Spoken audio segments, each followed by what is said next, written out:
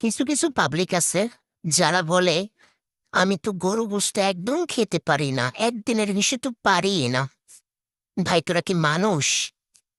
আমারে গরু গোশতর আল্লাহ ৩০টা দিন দিলে আমি ৩০টা দিনই খাইতে পারি। কি জন্য পারি সেটা জানি না, কিন্তু আমার বহুত মজা লাগে।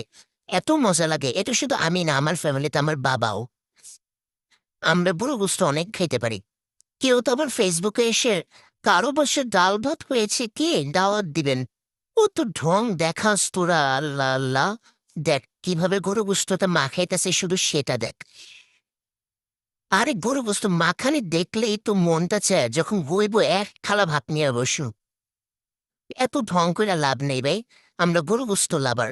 এই দেখ কালারটা দেখ কি জোস হইছে। শুধুই শুধুই নাটক করস। খেতে পারি না, একদিনের বেশি ভালোই লাগে না। কেউ আলু ভর্তা করলে একটু দাওয়াত দিবেন প্লিজ।